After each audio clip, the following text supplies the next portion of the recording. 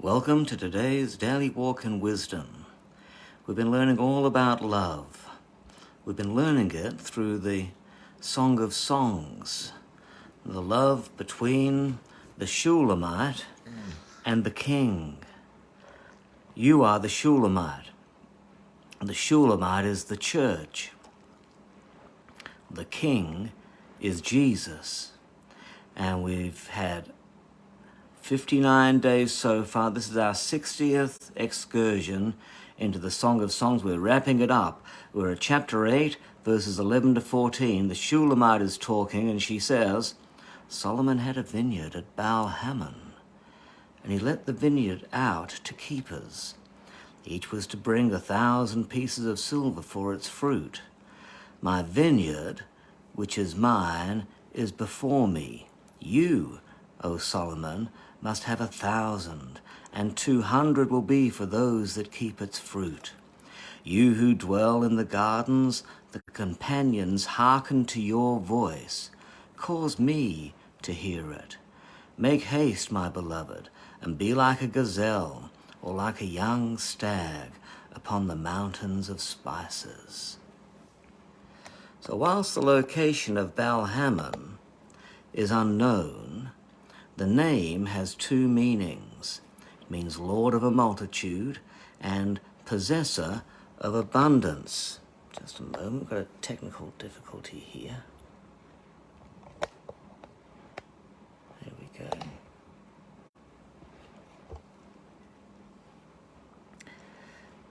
So it means Lord of a multitude and possessor of abundance. Therefore, the conclusion of the Song of Love brings us to a state of overflowing blessing. The vineyard speaks of the abundant fruit that is brought about through the union of Jesus and his bride, and the harvest of the Lord is a mighty multitude. Now the vineyard was let out to keepers or tenants. So Jesus spoke about this in the parable of the tenants. And this was fulfilled when God's vineyard was taken from Israel and given to the church. So it's the church that takes the gospel into all the world and brings about much fruit in the end time harvest. And the cost for participating in the harvest is great. It says everyone is to bring 1,000 pieces of silver.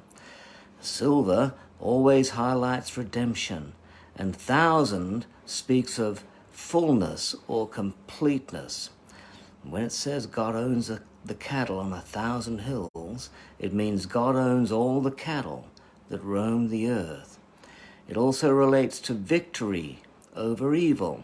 Remember, Samson killed 1,000 Philistines with the jawbone of an ass. And also, we're told in Revelation that the devil is bound for 1,000 years.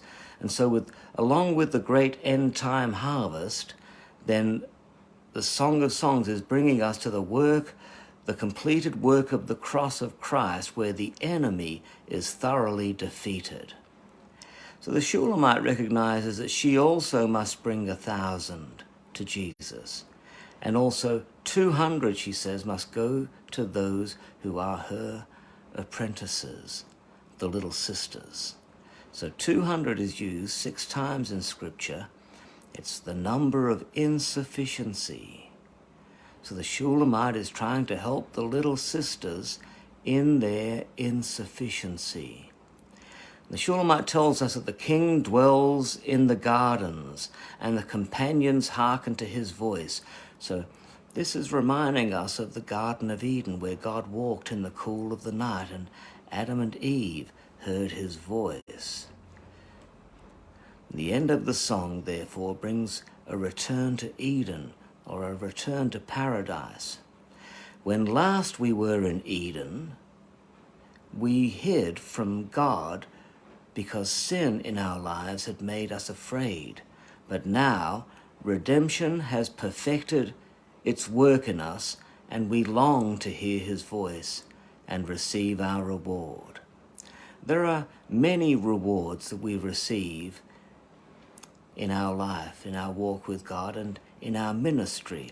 We receive recognition will receive promotion and satisfaction, and sometimes you might receive financial remuneration.